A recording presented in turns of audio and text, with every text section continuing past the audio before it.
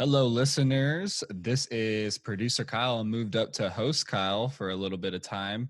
Right now, we are doing this through Zoom. So if you hear a little bit of a difference, we're trying our best. But Joe sometimes goes in and out because his internet is weak. Today, we decided we're going to talk about eSports. Joe does not have a lot of knowledge about esports, but it's something Very little I'm background. I know yeah, enough about it to know it's big, and I yeah, should know about it. yeah, and I'm actually like I follow it a lot. One in particular, League of Legends, the LCS series, which is the League Championship Series. It's their version of, a normal season in hockey, football, basketball, baseball, whatever sports. Their normal season that they have splits throughout spring, fall, and winter. So they have three splits that ultimately lead to a international tournament. Um, and so I just want to start off with, like, during these COVID stuff. I was talking to Joe earlier, and it seems like esports is in this kind of like interesting place right now where LCS, so LCS is the North American version, is actually still continuing their season. They're actually coming up on their playoff season. And so they are still playing games. And while you might think it's usually just like five dudes, it's 5v5. So you might think it's like five dudes in a house just playing. That's actually not how it is. They're live audiences in I think, oh man, not San Diego. It's somewhere in California, Santa Rosa. I actually would have to look into that where it's actually located.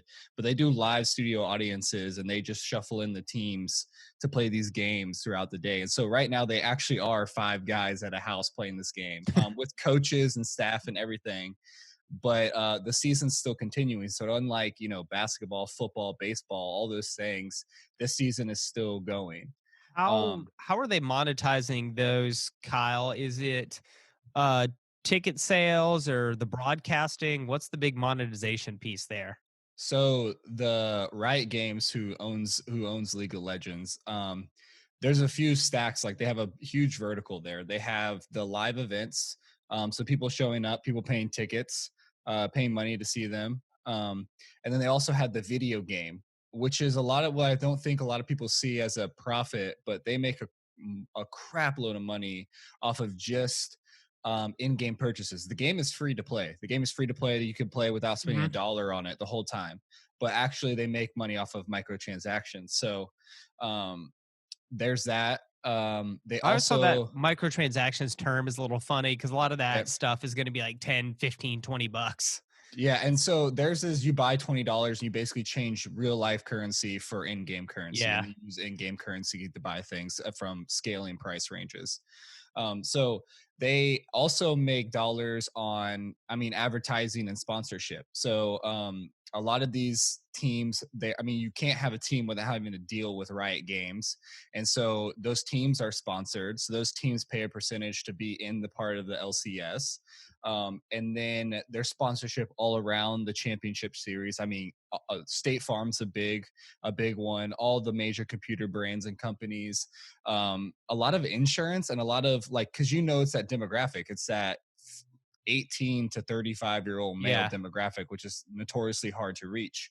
Because it's Um, really like three demographics in one. It's mhm. like college kids, early career, and then dudes with families.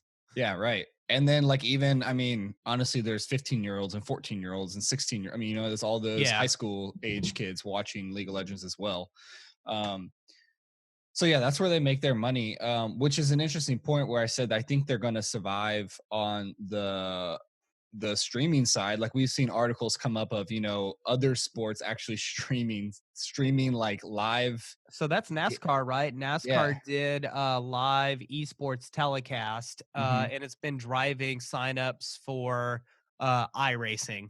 And Right. And I've known about this internet racing deal. Like, there's dudes that have like $10,000 rigs in their house, like yeah, steering wheels, quadruple monitors. Guys are getting into like 360 headsets now for it, yeah, haptic feedback seats, all kinds of crazy stuff. Gas pedals, brake pedals. So I've right. known about that for a while, but this is the first time I think it's really like caught on with people. Well, and also we live in, if you live in North America, you live in the United States, you think like video games are I mean, honestly, most people think video games are for nerds or for their kids, and we eventually grow out of them, and we do. Well, you don't think like the Asiatic countries, like South Korea, China, Taiwan, all these places are huge. I mean, they have national esports like online gaming foundations that Yeah. like regulate, because it's not just League of Legends. There's 20 other games that are big, and I mean they've been so they theirs is actually even larger than ours are. Um, and I mean they do arenas like when they have their like especially League of Legends when they have their like end of the year playoff like championship for this the split. They do arena sellouts every time. South So Korea is the space. what So do you think with COVID? Is this an inflection point for esports in the United States and Europe, or is this just going to be a boost from the players who are already into esports games and viewing just now have more time, so they're going to do it more? Or is this something that is going to be a larger sea change in sports consumption? yeah, I think it's the latter one you just said. It's actually going to be an awareness thing. Like Yeah, no one realized unless you because there's been some they have streamed some like championship tournaments like in the past year on like ESPN 3 or something, like only internet and like you could watch it. But now people are turning on like regular ESPN and are like, wait, are these hockey games like is this sports? Like, is this an actual? I can't tell. Like, it's yeah, actually, and it's a game. It's a simulation in a game. So, same thing with the cars as well. I mean, yeah. so I think it's an awareness thing. I I think mean, more people are gonna be like, oh, this thing exists, and it's bigger than just like four nerds and sitting in their house. that's interesting because ESPN is probably one of the harder hit media properties because there's their premier product they can no longer show Yeah. in live sports. So they're all into back catalog sporting events right now, Hmm. and then esports, I guess. Yeah. Um, and I guess you can turn traditional sports into esports, right? You have Madden, you have, EA, NHL, Mhm. same for basketball. So you have options there for, simulacrum of traditional sports. Yeah, and that's what they're doing.